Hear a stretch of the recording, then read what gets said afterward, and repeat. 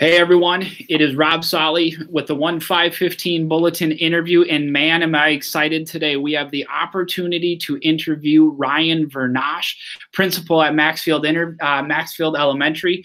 Let me just give you a little bit of a bio on Ryan. Ryan is entering his third year as principal at Battle is where I'm at, Maxfield Elementary School. He served most of his career as a teacher at Maxfield and was named in 2010 as the Minnesota Teacher of the Year. He worked for the Obama administration in 2012, 2013 as a teaching ambassador policy fellow, working to bridge the gap between policy and practice. Upon returning full-time to St. Paul, he joined the superintendent's cabinet as policy and strategic planning administrator before moving back to his love of being in a building full-time. So you all, I'm so excited about this conversation. Welcome, Ryan, to the conversation. How are you today, sir? I am blessed. I am doing fantastic. So pleased to be able to be here and have this great conversation with you. So how are you doing, Rob?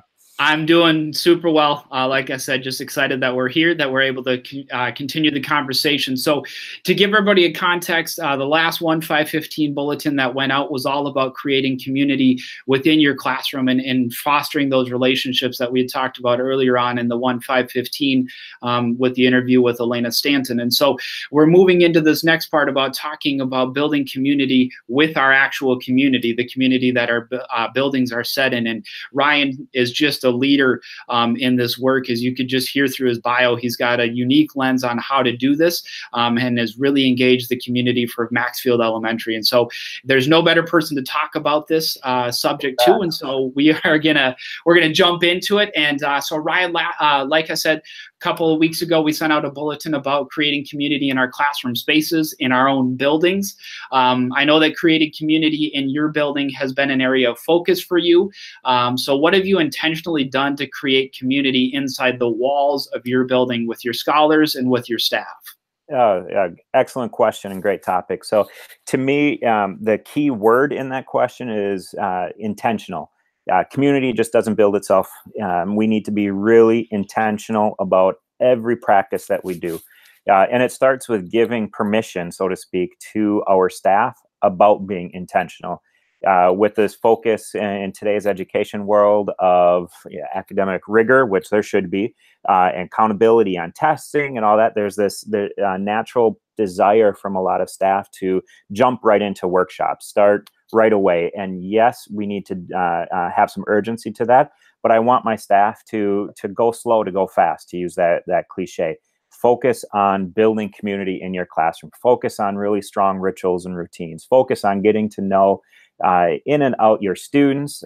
Focus on time for your students to get to know you and really get to know the families. And a lot of times that means slowing down a little bit in these first few weeks of school, first month on the workshops, because if you don't have that community down, the learning's not going to take place throughout the year. I also want our staff to be really thoughtful on how we have every interaction. Every interaction should be restorative in nature. Every interaction should be positive. Should be authentically and curiously seeking out information from our students, and it should be reciprocated. We shouldn't close up our own lives to our students. If we open ourselves up, if we show some vulnerability to ourselves, our kids are going to respond in kind. And that's when the strongest communities that I see in our building, and in any building I've been in across the country, is when the adults are really open with their students about their own strengths, their own struggles, about life, and being able to connect the learning to that. One of the things we're also very intentional about is knowing the students in the community we serve. So we are privileged to serve a community that's in Rondo neighborhood in St. Paul, Minnesota. And Rondo has been historically marginalized since Highway 94 had really destroyed a thriving African-American community in the city. So we need to be cognizant of that as educators serving this community and honor that when we build community. With that also comes that we know a lot of our students receive messages outside of school, outside of the home, that they're not somebody worth investing in. That's the unfortunate reality of the world we live in today. Too many, through media, whatnot, hear that message. So we're very intentional with a call and response that we do every day to build community called I Am Somebody. It goes, I am somebody. I'm capable and lovable. I am teachable, therefore I can learn. I can do anything if I try. I'll be the best I can be each day, each day, each day. I will not waste time because it is too valuable and I am too precious and kind. I am somebody, I am somebody, I am somebody. So we have scholars leading this over the announcements every morning, or I'm leading it, or our assistant principal is leading it. Every day, everything we do connects to this vision of I am somebody to instill in our youth, who get all these messages out in the outside society that they're not somebody, or other people are defining their paths for them, to say, hell no, not on our watch. We are not going to let anybody define your path.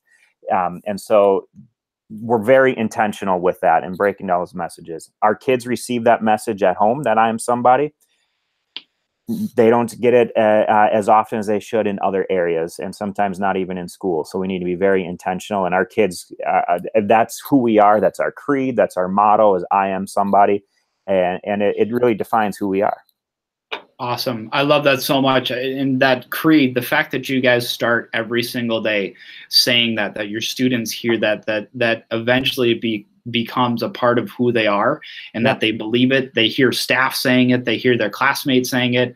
What a cool way to build a community within your building. It really is. And I hear stories from families. One of our little guys, mom just came up to me the other day and said, Mr. Vernosh, I don't know, I keep hearing, my son keeps telling me about this I am somebody. And every morning when he's getting dressed, he's flexing in the mirror saying, I am somebody. I am capable and lovable.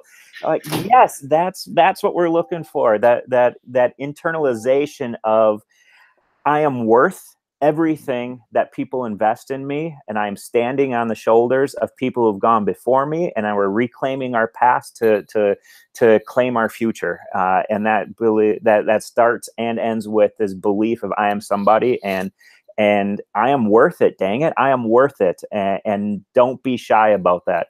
So we say it at staff meetings, we got families saying it, any sort of gathering, we're always doing it. And it's even a classroom management technique too. When I was teaching and as principal, and we're working with youth, Lord knows I cut up in class when I was a youth. And so we have kids that are making kid decisions sometimes. And all I need to say is, I will not waste time.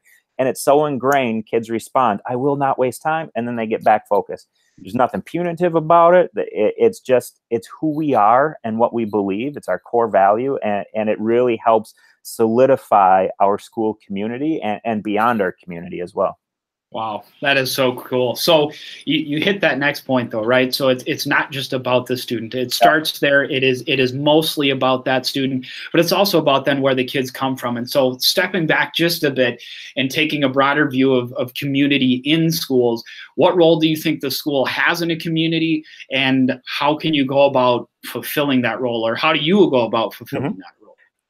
I believe wholeheartedly that school's purpose is to serve the community that it's in. So we are, my vision and goal and what we've been working towards is having our school, Maxfield Elementary, be the community beacon, the community hub of Rondo. We are in our 128th year serving the Rondo community. And the stature of the school has ebbed and flowed throughout those 128 years. And we're working very strategically and intentionally to make sure that our faith-based institutions in the neighborhood, our community leaders, our neighbors know that they can use our space. And I want our space to be utilized for events of any kind. That we've got a permitting process that is pretty simple. And we want folks to be in our buildings when we have kids. We want people to be in our buildings when we don't have kids here. So it's really getting the word out about what we're doing and offering our space. And we've had a lot of people taking us up on that. Actually, we just have we're hosting, last year we hosted several community conversations about homelessness in schools and the intersection of housing and education. We had Lieutenant Governor hosting a press conference here about the governor's initiatives for Homework Starts with a Home.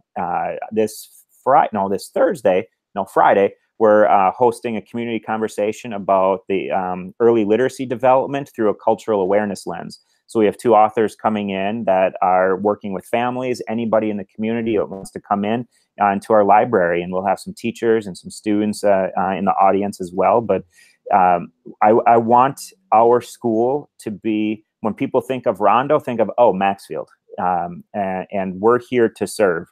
And it's serving within the walls of our school, but also outside of the school. So how can we get our students supporting local businesses? How can we utilize service learning projects to be out in the community and being the change that they wish to see in their own lives and defining their own path? And so we're looking at all those different ways of doing that, and have really made great strides. And we're every day we're getting closer to that ultimate vision of Maxfield and Rondo being hand in hand, and knowing that learning happens in the building, but our kids are learning just as much, if not more, outside of the building. So how can we be working together? I love that. So I hear that Maxfield is going to be a hub, and I think I already see that living in the neighborhood that Maxfield is in. It's definitely a name to be talked about, and it's definitely a school that I think is turning into what you're hoping to build there. But you had mentioned that it's Maxfield and the community. So what do you think the larger community's role is in relation to our schools, and how do we help foster that work to take place? How do you start to work with the community, and what role do they have in our school system?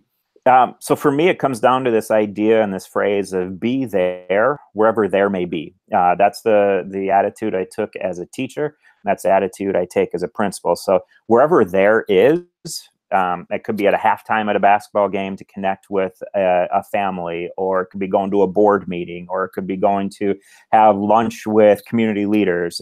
Wherever there is, that's where we as a school need to be able to break down barriers. And also understanding that myself as principal, as a white male serving a predominantly African-American community, I need to really be cognizant of everything that I represent. I mean, I'm the poster child of privilege in American society. And so I need to continually be unpacking how does that interact in serving the community.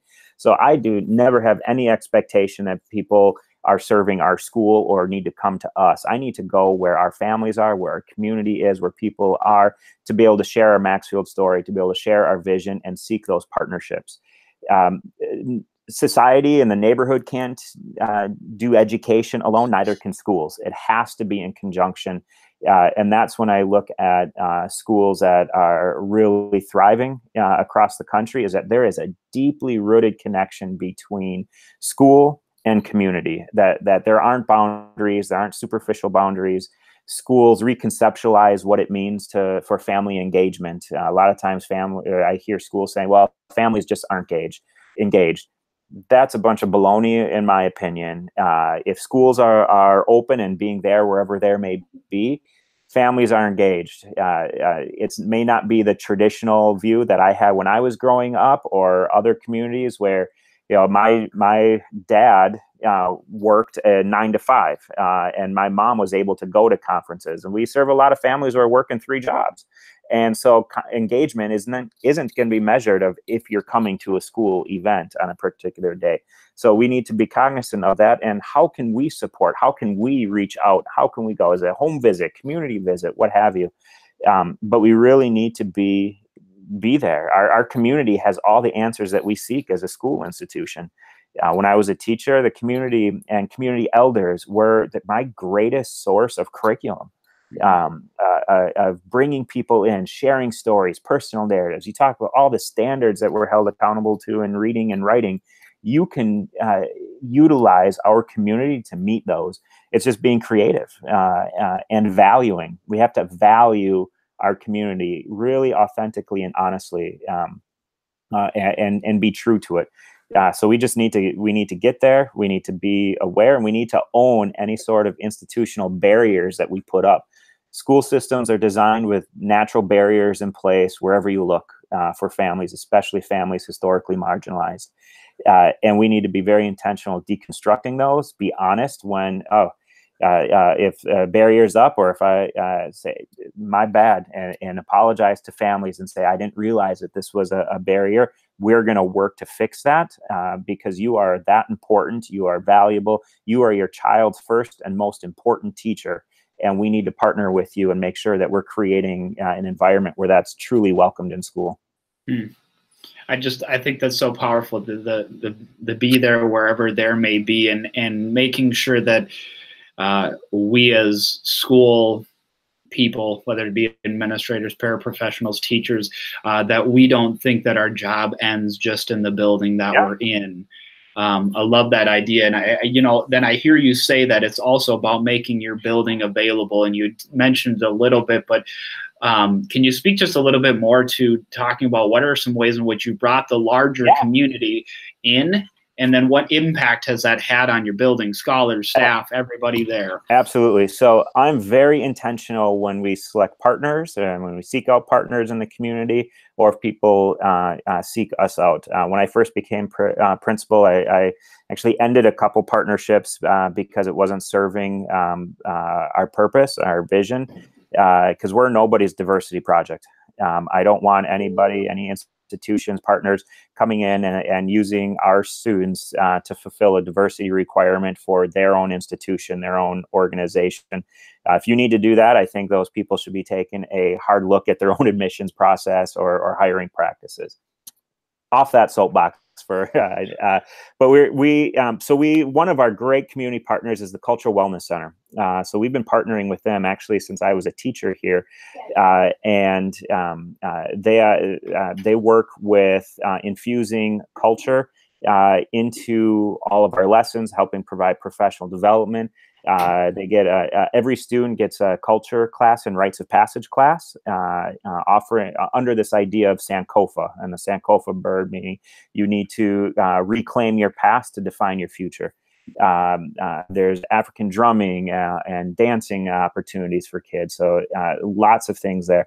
We also have partnered with the Wellness Center, and we started a community elder council. So I meet with community elders at school here every other Wednesday for 2 hours. And so we talk about what's happening in schools, what's happening in the community, where are the opportunities for partnership. It's been tremendously successful. They've helped me with the budgeting process, with tough decisions I have to make, because I want to make sure that the decisions that we make in school are in line with what the community is looking for us as a school. So we have some really critical conversations, and they're amazing, amazing partners, and really help me unpack a lot of the stuff that happens in education and how it impacts the greater community. That's one partnership that has been really valuable. We also partner with Bethel University. They create one of their journalism classes comes in and works with all of our 4th and 5th graders through to develop a newspaper. And the newspaper is, well, when we first started this, it was a brainchild of one of the professors and I. We over a pint one summer and said, how could we work together to elevate the voices of our students? And so he was a professor of journalism, Professor Scott Winter. And we came up with this idea of having journalists coming in, working with our students in the context of Writers' Workshop to amplify student voices about stories they want to write. And so every year, and I've got a copy, just a moment.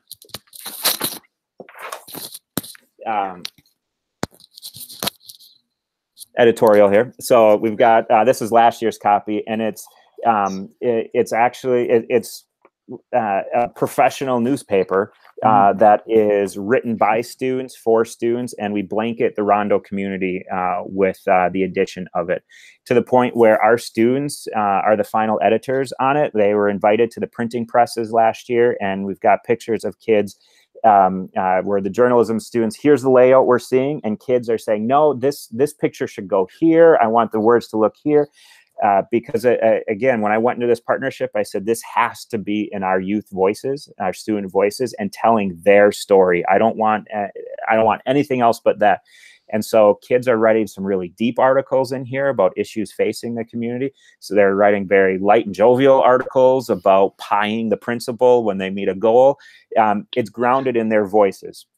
That's been hugely successful. We're just starting up this year's work, and this will be the 3rd edition of it. It's phenomenal. We've gotten funding from the president of Bethel once they saw the first project of it, and we've been all our 4th and 5th graders were guests of the president and dean. To have lunch with him last year is just incredible. We also partner with Augsburg College on public achievement. So I want our students to be advocates for change that they wish to see, and this alignment with I Am Somebody. So we partner with Augsburg, and students self-select an issue that they want to address throughout the school year and develop some service learning projects with it. Every Wednesday with Augsburg coaches, kids are together, researching the challenge that they want to address, coming up with an action plan, and then implementing throughout the year. Last year, we had several tragedies of house fires last year, and also, unfortunately, shooting deaths in our community. So one group last year wanted to study this, and what they ended up learning about is that there's some common sense gun laws that they wanted to advocate for. So they went to the Capitol, they lobbied, I shouldn't say lobby, they weren't lobbying, they were advocating for, be careful with that word, but they were advocating for changes in laws that they wish that they wanted to see. They also, in their research, learned that when there's victims of gun violence in the community, one of the things that is needed is blood. And so they researched how people give blood. They worked, and it's all a group of 4th and 5th graders. Research, they contacted the American Red Cross. They put together, planned, organized, and carried through a blood drive last year at Maxfield that raised, I don't know how many pints of blood were given, but it was hugely successful. And that group of kids went one step further and said, we need a community activation team for when disaster strikes. We need to have a group of community elders, a group of community leaders, that if there is a travesty of a house fire or anything happening in the community, that there's one point person that can be called. So the students worked with community elders to try and put together a community mobilization team, if you will. So those are 3 examples: the Cultural Wellness Center, Bethel, and Augsburg partnerships, where we're working with community in the building to apply all the learning that kids are having in Reader's Workshop, Math Workshop, Writer's Workshop, but having real world applications and applying that learning to really show the world I am somebody, I'm capable and lovable, and I'm working even as a 4th and 5th grader to be the change I wish to see in our community. And to me, that's what schooling is all about. That's what this experiment in education is all about.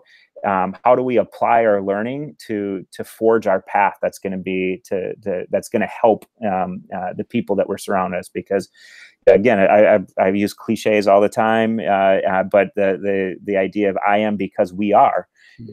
That's what we're trying to build. We're a community. What I do impacts everybody else around me, either on the good end of things or the challenging end of things. So I want our folks and our kids to understand I am because we are. We all stand on the shoulders of greatness and people who've gone before us. And here's our opportunity to take advantage of this education and give back.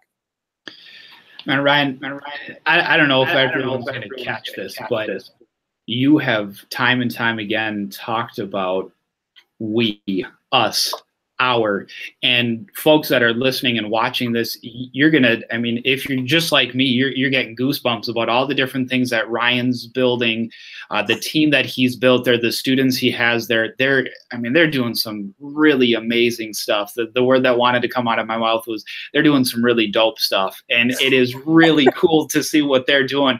But even more impressive, Ryan, is that you're stepping back and you're not saying, this is what I did. This is how I impacted.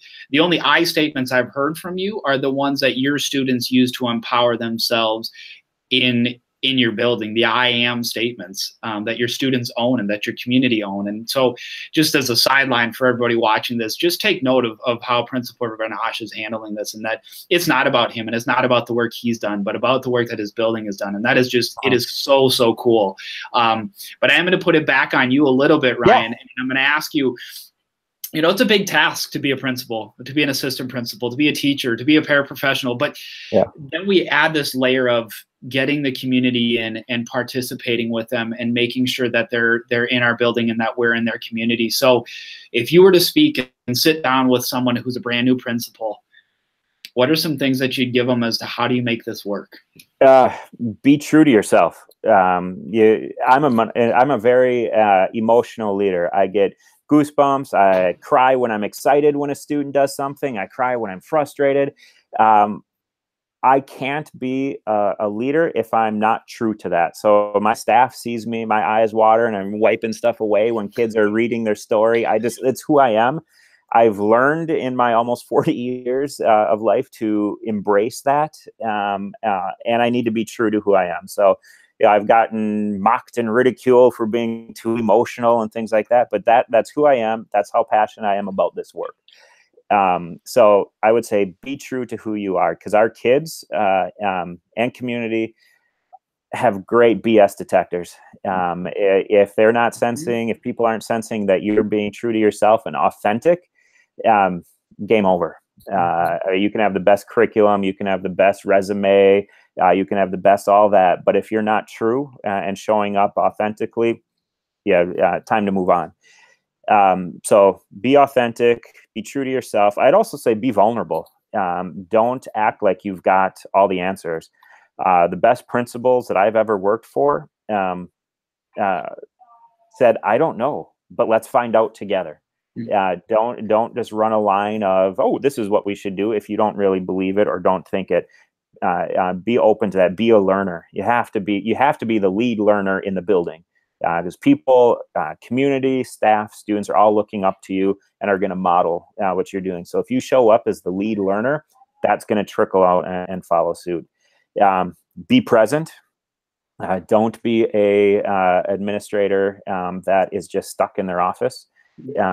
Be present in classrooms, be learning with students, help lead guided reading groups. One of my favorite things is we are building a school of peer observations.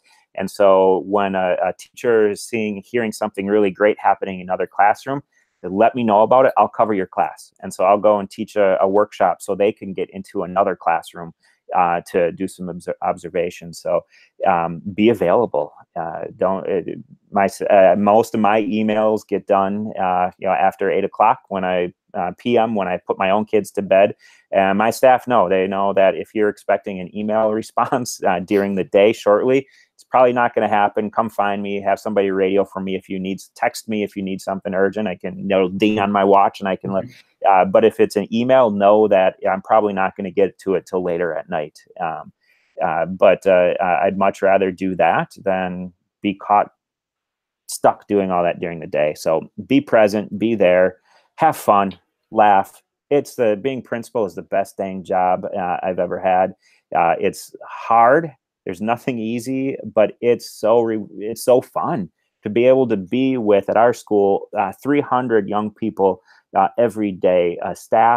Be with a staff that's incredibly dedicated and committed to this work. It's hard work, but it's the right work. It's just work. And I don't mean just meaning it's just. I mean just as in justice. It's the right work to be doing.